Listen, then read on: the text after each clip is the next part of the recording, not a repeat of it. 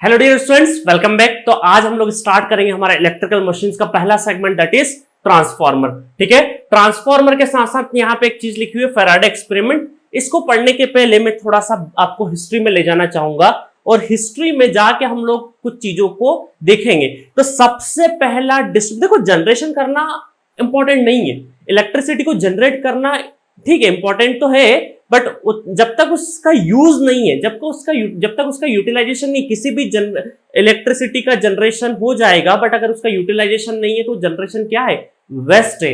तो वहीं पे थॉमस एडिसन ने सबसे पहली बार जो डिस्ट्रीब्यूशन सिस्टम बना है हमारा, डिस्ट्रीब्यूशन सिस्टम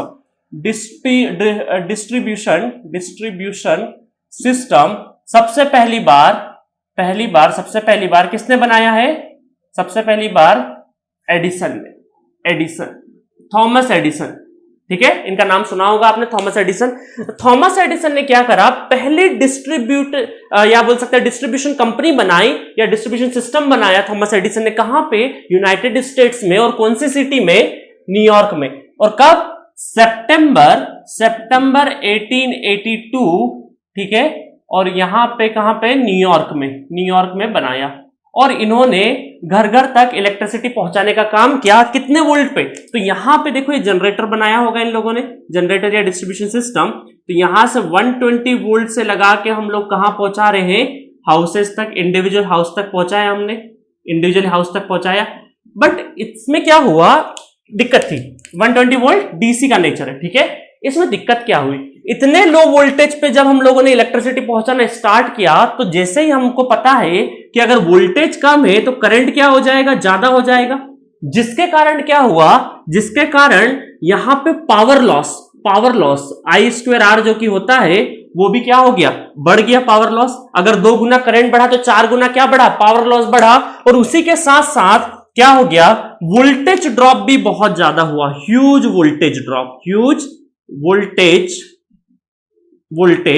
ड्रॉप। ठीक है, तो एक सिस्टम से न्यूयॉर्क सिटी में एक सिस्टम बनाया जहां से सभी जगह, सभी इंडिविजुअल लोड तक या इंडिविजुअली घरों तक इलेक्ट्रिसिटी पहुंचाया। बट दिक्कत आपके सामने है कि इतने लो वोल्टेज पे पहुंचाने की वजह से, और लोडिंग क्या था, इंकेडेंस लैंप थे सिर्फ और सिर्फ, या आप बोल सकते हैं हम लोग बल्ब थे सिर्फ और सिर्फ लोडिंग पे, क्योंकि यहां पे ट्यूबलाइट ना ही एलईडी ये सब कुछ नहीं आया था, सब बात की बातें हैं। तो जब तक घरों में सिर्फ और सिर्फ बल्ब हुआ करते थे और बहुत ज्यादा पावर खींचते थे और वो प्योरली रजिस्टिव होते थे, इस वजह से वोल्टेज ड्रॉप भी बहुत ज्यादा हो गया और करंट भी क्या हो गया, बहुत ज्यादा हो गया। तो उसके बाद क्या आइडिया आया एडिसन का कि एक काम करते हैं, सिटी में छोटे छोटे ब्लॉक बनाए और वहां पे इलेक्ट्रिसिटी पहुंचाना स्टार्ट किया। बट वो इतनी काउंटिंग में बनाने पड़ गए ब्लॉक्स कि वो आइडिया काम नहीं किया, वो फिजिबल नहीं था। बट क्या हुआ, उसके कॉन्करेंट ही क्या हो रहा था, एक और रिसर्च चल रही थी, और कौन आया, ट्रांसफार्मर आया।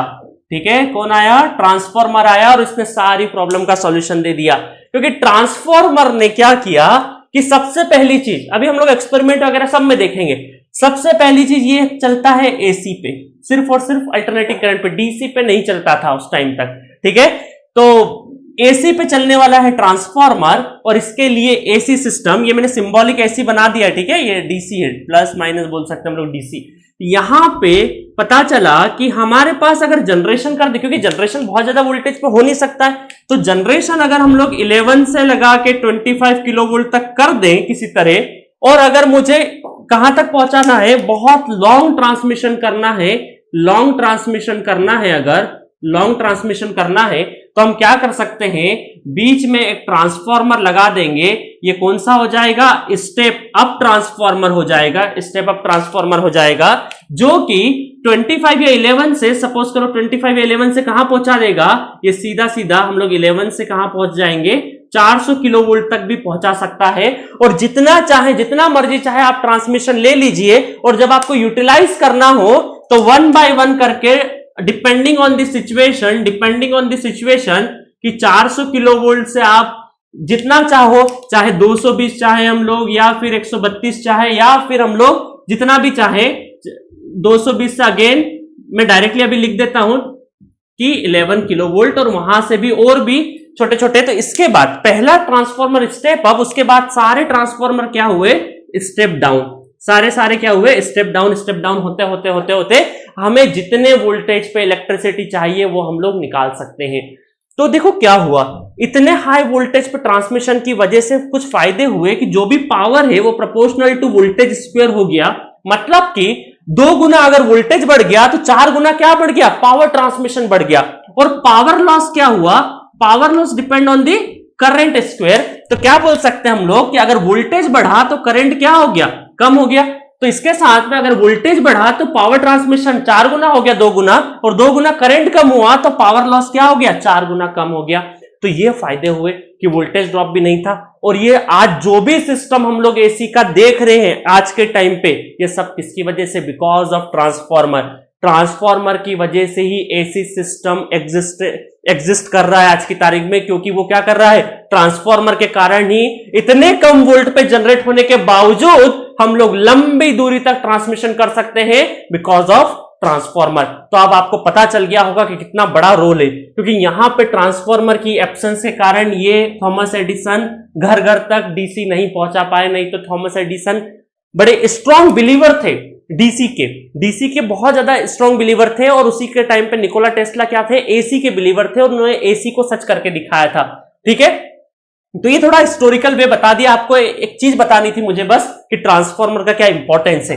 तो इस तरह से 1882 में न्यूयॉर्क में, और 1882 अगर देखें और आज का टाइम देखें तो बहुत ज्यादा पुराना नहीं है, लगभग 125 साल और 150 साल, ज्यादा से ज्यादा इलेक्ट्रिसिटी का जो हिस्ट्री है 150 साल से ऊपर का नहीं है। और आज हम लोग इतना बड़ा चेंज देखते जा रहे हैं, डे बाय डे हम लोग इलेक्ट्रिसिटी तरफ जाते ही जा रहे हैं। ठीक है गाइस, तो चलिए देखते हैं, हम ज्यादा टाइम वेस्ट नहीं करते हैं। और अब समझ गए हम लोग कि ट्रांसफॉर्मर का इलेक्ट्रिसिटी सप्लाई में कितना बड़ा रोल है। ठीक है, तो इसी के साथ मैं रफ कर देता हूं और हम लोग बात करते हैं कि सबसे पहली बार ये आइडिया कैसे आया था माइकल फैराडे के दिमाग में, उस पे चर्चा करते हैं। ठीक है, तो सबसे पहली बार देखें अगर हम लोग, तो ये तो रहा इसका एप्लीकेशन, एक बड़ा एप्लीकेशन था, मुझे बतानी थी थोड़ी हिस्ट्री भी इस वजह से ताकि आपका इंटरेस्ट बना रहे। अब देखते हैं फैराडे एक्सपेरिमेंट। फैराडे एक बार बहुत गुस्सा हो गए। ठीक है, फैराडे बहुत ज्यादा पढ़े लिखे नहीं थे, आप चाहो तो उनकी ऑटोबायोग्राफी में अलग अलग पेजेस पे अलग अलग स्टोरीज उनकी पढ़ सकते हो, वो सारी चीजें पर डिस्कस नहीं करेंगे। फैराडे ने एक बार क्या किया, किसी वजह से लेबोरेटरी में वो गुस्सा होकर आ गए और उन्होंने क्या करा, एक मैग्नेट को फैराडे के पहले, फैराडे ये जो एक्सपेरिमेंट बता रहा हूं, इस एक्सपेरिमेंट के पहले मैग्नेट को एक जादुई पत्थर माना जाता था, या फिर हम लोग बोलते थे मैजिक स्टोन के नाम से जाना जाता था। तो यहां पे कॉइल रखा हुआ था, ठीक है, इस तरह से मैं कॉइल बना देता हूं, क्लोज्ड कॉइल बना देता हूं, जिससे कि एक गैल्वेनोमीटर कनेक्टेड था। क्या था, एक गैल्वेनोमीटर कनेक्टेड था। ठीक है, और यहां पे क्या हुआ कि फैराडे किसी वजह से गुस्सा होकर लेबोरेटरी में आए और ये कॉइल था, ये गैल्वेनोमीटर था, उन्होंने क्या किया, कुछ आसपास रखा हुआ एक चीज, ऐसा चीज जो कि जिसके अंदर मैग्नेट का प्रेजेंस था, एक्चुअल में मैग्नेट नहीं था, मैग्नेट का प्रेजेंस था, उन्होंने किसी तरह से वो फेंका जिसमें कि थोड़ा थोड़ा मैग्नेट का नेचर था। हो सकता है वो डस्टर हो सकता है, अलग अलग स्टोरीज में अलग अलग नाम है, बट हम लोग ठीक है, हमको स्टोरी से बहुत ज्यादा उस चीज से लेना देना नहीं है, हमें यहाँ का कंक्लूजन पॉइंट उठाना है। तो देखा कि किसी एक चीज में ऐसी एक चीज है जिसमें जो कि मैग्नेट से बनी हुई है, वो उन्होंने जोर से गुस्से से फेंका, और जैसे ही फेंका तो वो कहां, इस कॉइल से पास कर गई। इस कॉइल से क्या कर गई, ये मैग्नेट पास कर गया। मैग्नेट, ये मैजिक स्टोन बोल सकते हैं अभी हम लोग, ठीक है, जब तक इन्वेंट नहीं हुआ था, जब तक क्या है मैजिक स्टोन है, पास कर गया। और एक और अच्छी चीज थी माइकल फैराडे के साथ में कि वो बहुत ज्यादा कीन ऑब्जर्वर थे, बहुत ही जल्दी से शार्प ऑब्जर्वर, जिसको कीन ऑब्जर्वर बोलते हैं, कि जल्दी से उन्होंने देख लिया, गुस्सा छोड़ा और देखा कि ये जो निडल है गैल्वेनोमीटर का, ये कहीं ना कहीं हल्का सा मूवमेंट हुआ है।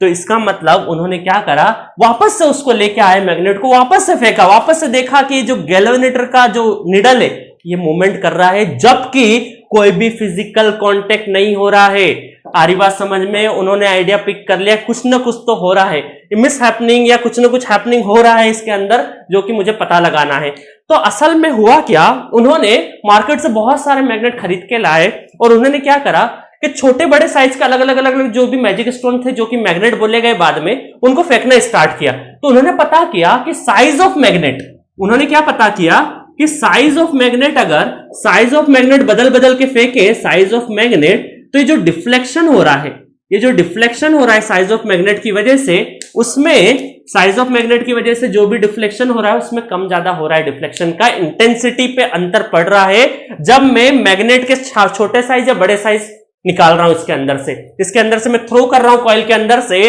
तो साइज ऑफ मैग्नेट के कारण, छोटे मैग्नेट के कारण, बड़े मैग्नेट के कारण ये निडल का डिफ्लेक्शन का जो इंटेंसिटी है वो डिफर कर रहा है, इसकी वजह से इस पर डिपेंड कर रहा है। तो हम क्या बोलेंगे, साइज ऑफ मैग्नेट पे ये निडल क्या हो रहा है, चेंजेस इसमें हो रहे हैं। उसके बाद देखें माइकल फैराडे ने एक और काम किया कि काम करते हैं कम स्पीड या ज्यादा स्पीड से फेंकते हैं। देखो इस फेंकने का भी एक स्पीड होता है, बहुत जोर से फेंका, बहुत लाइटली फेंका, तो मतलब कि speed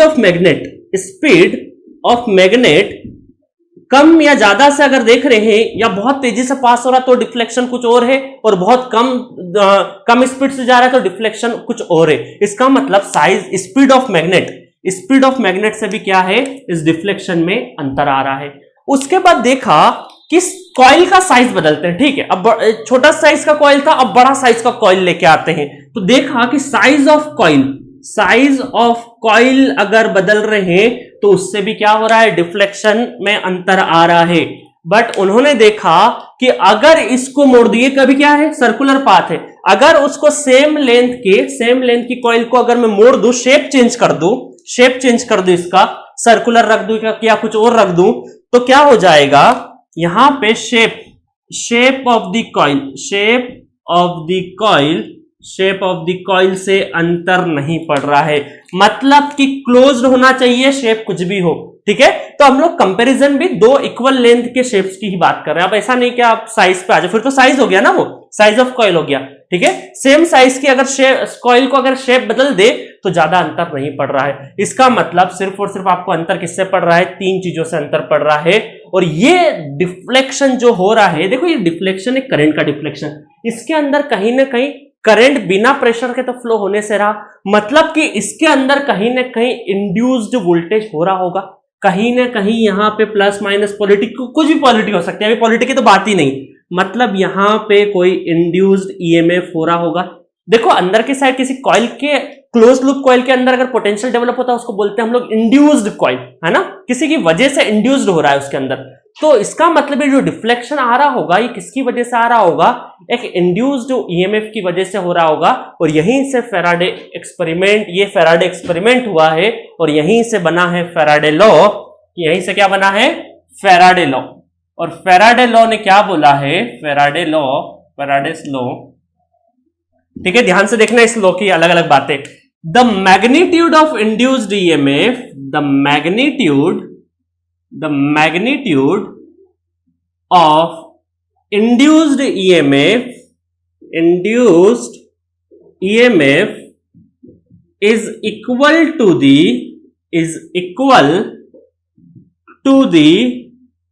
time rate of change of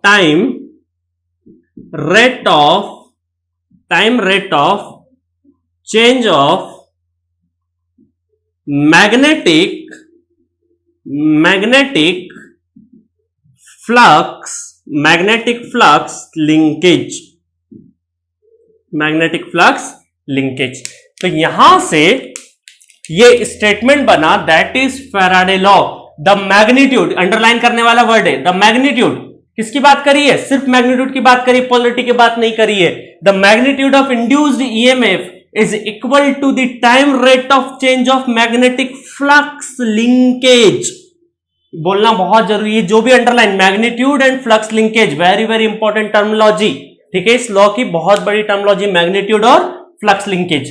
तो फैराडे एक्सपेरिमेंट के हिसाब से हमें पता चला कि जो भी इंड्यूस्ड ईएमएफ हुआ है, जो भी इंड्यूस्ड ईएमएफ ई बोल दें, वो क्या है, proportional to d phi by d t, ठीक है। अभी इस लॉ के बारे में अभी हम लोग इस एक्सपेरिमेंट से इतना ही लिखते हैं। अभी आगे चल के जब लेंज आएगा और भी एक्सपेरिमेंट होंगे तब हमें पता चलेगा कि इसको मॉडिफाई करेंगे, फिर हम लोग बोलेंगे modify Faraday law. But basically Faraday law का मतलब कि फैराडे ने सिर्फ और सिर्फ मैग्नीट्यूड पे कमेंट किया है। आ रही बात समझ में? तो magnitude of induced EMF is equal to the time rate of change of flux linkage. ये फ्लक्स क्या है, लिंकेज क्या है, मैग्नीट्यूड क्या है, सब कुछ बताया जाएगा। एक एक चीज, एक एक सिंगल पॉइंट आपको डिटेल वर्जन में बताऊंगा मैं, ठीक है गाइस। तो यहां से आपका फैराडे एक्सपेरिमेंट खत्म होता है और यहां से नई जर्नी चालू होती है। जब पता चला मार्केट में कि मैग्नेट से तो ये कुछ हो रहा है, ठीक है, तो पूरे मार्केट से मैग्नेट गायब हो गए, ठीक है, और अलग एक रिवॉल्यूशन या नई क्रांति की शुरुआत हुई वहां से, और पूरी इलेक्ट्रिसिटी उस टाइम के बाद, इस एक्सपेरिमेंट के बाद चेंज होकर रख गई। और इतने एडवांसमेंट हुए जो आज हम आज की तारीख में भी देख सकते हैं। इतने विजनरी साइंटिस्ट रहे माइकल फैराडे, इन्होंने बहुत काम किया है, इलेक्ट्रोकेमिकल सेल के ऊपर भी बहुत काम किया है। आपको कभी टाइम मिले इंजीनियरिंग करने के बाद, कॉम्पिटिटिव एग्जाम निकालने के बाद, जब फुर्सत में, तो फैराडे का आप बायोग्राफी पढ़िएगा, निकोला टेस्ला का पढ़िएगा। बहुत विजनरी लोग हुए हैं ये लोग, ठीक है। तो चलिए गाइस, यहीं पे मैं एक्सपेरिमेंट एंड अप करता हूं। फैराडे लॉ का पहला इंट्रोडक्शन आपको बता दिया है मैंने। चलते हैं हम नेक्स्ट पार्ट में, जहां पे हम लोग और आगे रिसर्च बढ़ाते जाएंगे और किस तरह से हम लोग ट्रांसफॉर्मर की कल्पना करेंगे। यहां से एक आइडिया आ रहा है, आई होप आपको बहुत मजा आ रहा होगा। अगर कमेंट करिएगा इसी तरह से पढ़ना है तो मैं इसी तरह से पढ़ाऊंगा, ठीक है। तो एक्सपेरिमेंट कर लिया है अब हम लोग, अब पहुंचते हैं हम लोग कि ट्रांसफॉर्मर को कैसे बनाना है हमें, ठीक है। चलिए मिलते हैं।